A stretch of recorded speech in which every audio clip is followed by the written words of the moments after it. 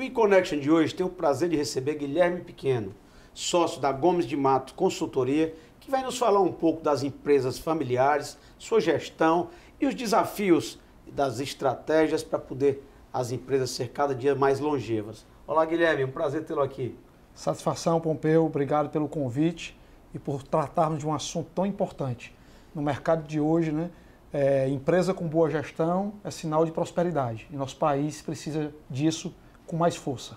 Guilherme, eu queria que a gente começasse você fazendo assim um retrato do tamanho desse mercado hoje das empresas familiares no Brasil e no mundo. Pompeuzinho, esse dado é impressionante. 90% das empresas do mundo são familiares. Guilherme, como assim? Tem empresas que estão listadas em bolsa que ainda são familiares. Por quê? Porque a família tem ainda a maior parte das ações. Então, esse número ele é mais impressionante porque mais de 70% do PIB de um país vem de empresas familiares. Então, é um cenário de muita fortaleza, de muita prosperidade, de muitos desafios. E é por isso que é um tema sempre muito importante de ser comentado. Guilherme, e as estratégias para essas empresas serem mais longevas? Elas duram quantas gerações? E o que pode levar uma empresa dessas à morte? Excelente pergunta, porque assim, existe um estudo de John Davis, que é o maior especialista do mundo em gestão de empresas familiares, que ele diz que de cada 100 empresas, apenas 5 chegam na quarta geração. Então, fundador, sociedade entre irmãos, consórcio de primo, na segunda rodada de primos, a empresa não quer dizer que ela quebrou. Ela pode ser vendida, ela pode ter mudado de ramo, ela pode ter se dissipado em 2 empresas. Então, esse processo é um processo que assusta. Porque uma empresa, Pompeu, ela foi feita para ser perene. Nós, seres humanos, somos efêmeros. Um dia a gente vai passar. A empresa não. Você pega o exemplo do Grupo Ipioca, chegou a 160 anos em uma única família. Por uma oportunidade de negócio, ela foi vendida. Então, o grande desafio da empresa familiar é ter uma estratégia, uma gestão e harmonia familiar. Porque o risco do negócio aumenta na passagem de geração. Esse cenário aí realmente é muito desafiador. Porque vem muitas mudanças de gerações e agora com essas novas tecnologias, a velocidade da informação, quais são os principais fatores determinantes para essa empresa ter sucesso? A gente sempre fala que uma empresa ela é uma engrenagem de 3 grandes fatores: estratégia, modelo de gestão e operação. Operação, entenda, se é uma indústria, ela tem que ter um processo produtivo adequado.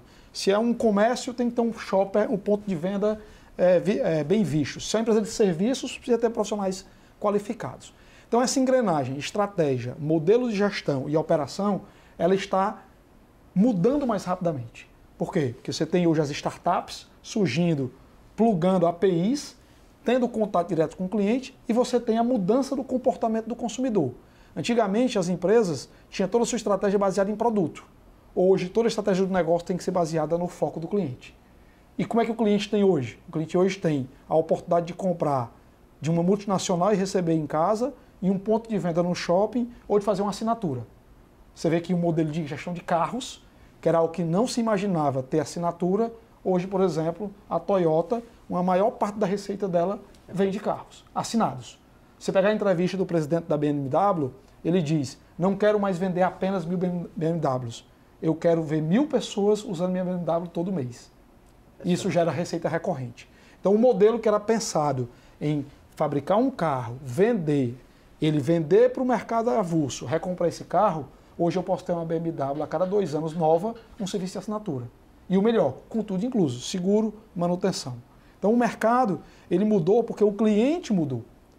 E as empresas precisam adaptar. Esse é um outro desafio das empresas familiares, porque muitas vezes, Pompeu, a empresa familiar está arraigada na geração do fundador, que foi impressionante e imprescindível para fundar a empresa. Mas para ela se manter, ela precisa se adequar às novas metodologias e tecnologias. E Guilherme, e os conflitos dessas mudanças de geração? Como é que isso ocorre? E qual é a solução, a sua consultoria, a Gomes de Matos? Como é que ela atua nessa gestão de conflitos, nessa relação com os fundadores e os sucessores? Explica um pouco como é que funciona esses processos. No modelo de governança, a gente tem 3 esferas. A gente tem a esfera da propriedade, que é o dono das ações, a esfera da gestão e a esfera da família.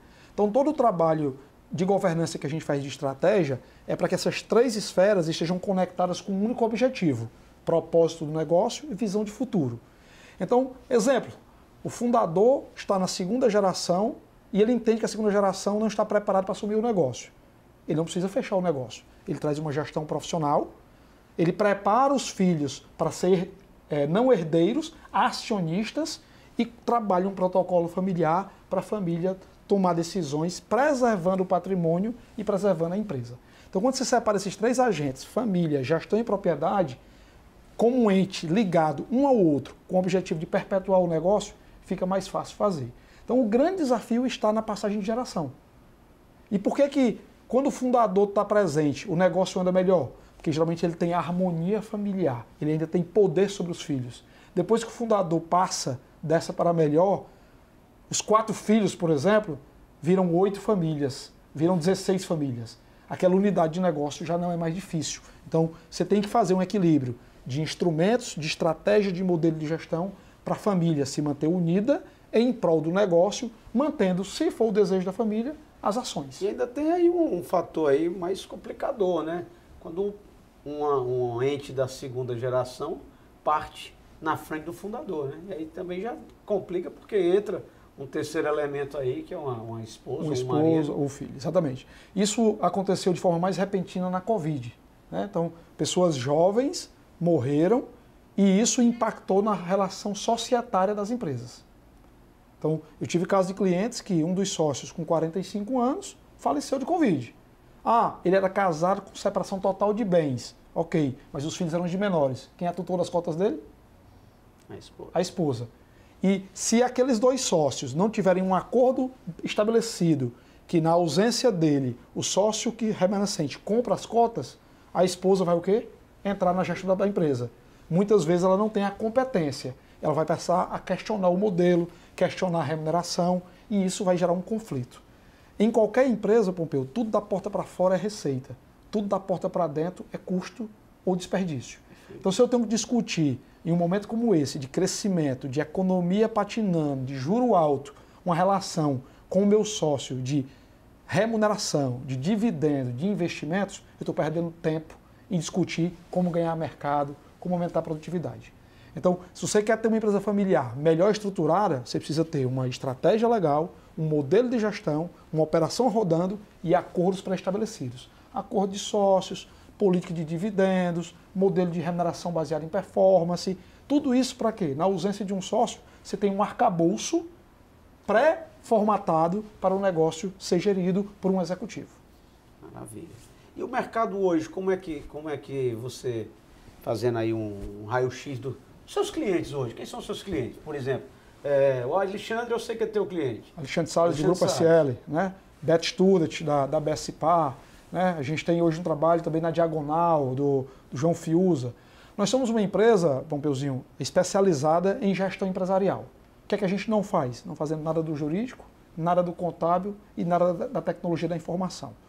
A maioria dos nossos clientes é aquele cliente que deixou de ser pequeno, virou médio, e quando fica médio surgem outras dores, a dor do crédito, a dor de trazer gente boa, a dor de ter uma boa estratégia. Então a gente é muito chamado para coordenar a segunda fase de crescimento do negócio. E aí, como a gente tem sócio especialista na parte de pessoas, estratégia, processos, operações, a gente consegue fazer uma assessoria completa, proporcionando esse crescimento gradativo. Por quê? O crescimento é imprescindível para um negócio, mas um crescimento desordenado destrói tudo que foi construído. E o começo disso? É um planejamento estratégico?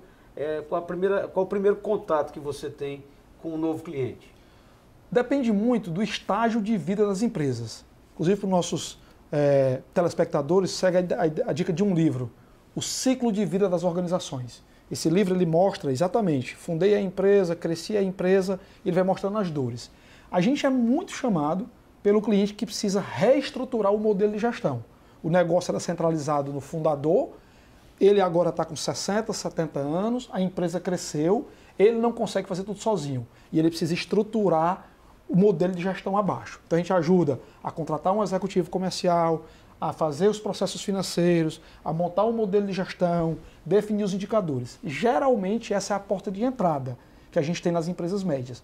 Mas como a gente tem projetos em várias áreas, por exemplo, às vezes a gente é chamado para fazer um planejamento estratégico do negócio. Depois do planejamento a gente descobre que eu preciso reestruturar o modelo de remuneração, que eu preciso implantar um programa de cargos e salários, que eu preciso montar um trabalho de processos. Então, uma coisa puxa a outra. Agora, sem estratégia, ninguém consegue chegar lá.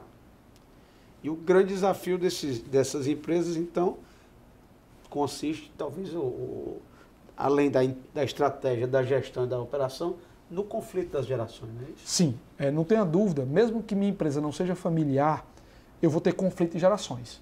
Então, hoje você tem meninos de 13 anos já ganhando 30 mil reais sendo gamer. Esse cara daqui a 7 anos vai trabalhar em algum lugar.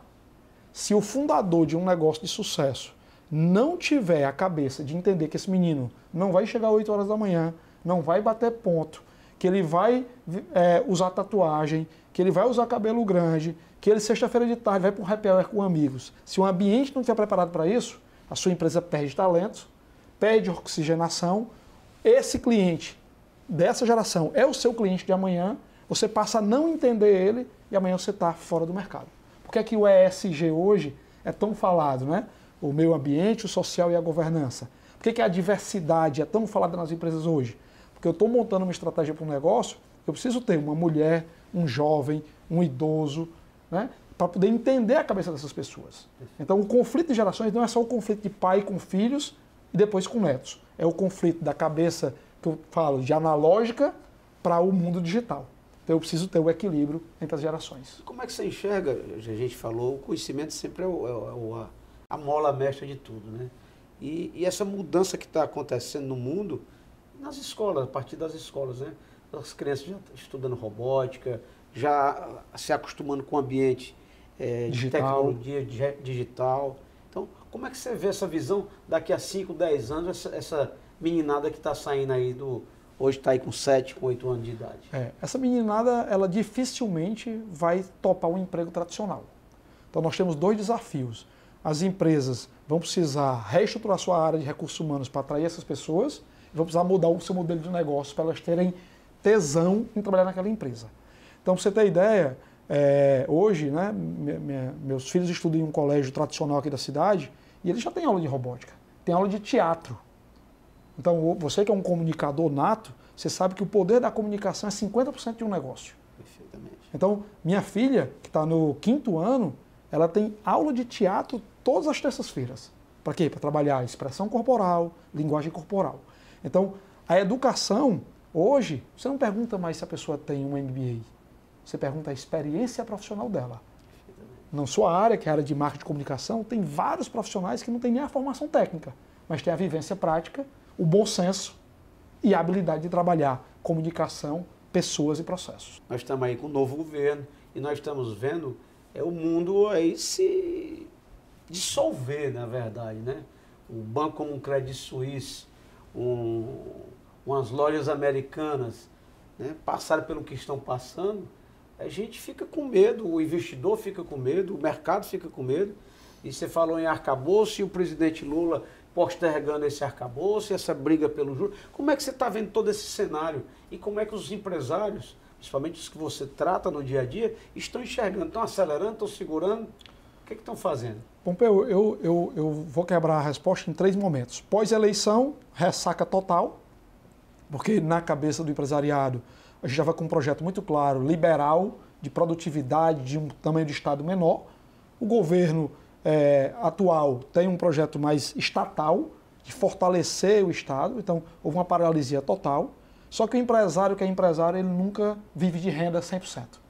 Então virou o ano e ele entendeu, eu preciso fazer algo diferente. E isso disparou uma necessidade de reestruturação. Tanto que, posso dizer para vocês que semanalmente hoje eu recebo de 10 a 15 contatos buscando um projeto de consultoria. Isso mostra a necessidade de reestruturar. Por quê? Porque o empresário está encontrando uma incerteza política, uma incerteza econômica e uma inflação global. Então ele fala, ou eu me mexo e me organizo para estar preparado, para caso aconteça alguma coisa, já ter o plano A, o plano B, o plano C, ou eu vou ser pego de calça curta. Então, o empresariado ainda está um pouquinho ressabiado, mas quem é empresário, você sabe disso, você tem muito cliente, ele não espera para fazer acontecer. Uma durinha só não faz verão e ele está atrás de fazer acontecer. Então, o que eu tenho visto na nossa carteira de 80 clientes ativos é todo mundo se mexendo. Agora, qual é o desafio? Margens mais apertadas, inflação corroendo o poder de compra da população e os custos fixos, com colégio, com habitação, consumindo mais de 50% da renda. Então isso traz um desafio. Então eu preciso de fato ter um produto que seja desejado pelo meu cliente, para que ele diga assim, isso é um investimento. Então o empresariado está se mexendo, mas a gente precisa que o governo desenhe uma política econômica, fiscal, trabalhista, que libere o país para que a gente possa investir e crescer. Porque a legislação brasileira tributária e trabalhista desacredita muito o empresário de pensar num negócio maior. Guilherme, agradecer a tua vinda até aqui, teu tempo, essas dicas preciosas e convidar você para uma próxima oportunidade para a gente falar um pouco mais sobre as empresas familiares, que é um tema extremamente importante e aqui no Ceará, então, tem muita coisa acontecendo. E a gente aguarda você no próximo sábado para mais um grande entrevista.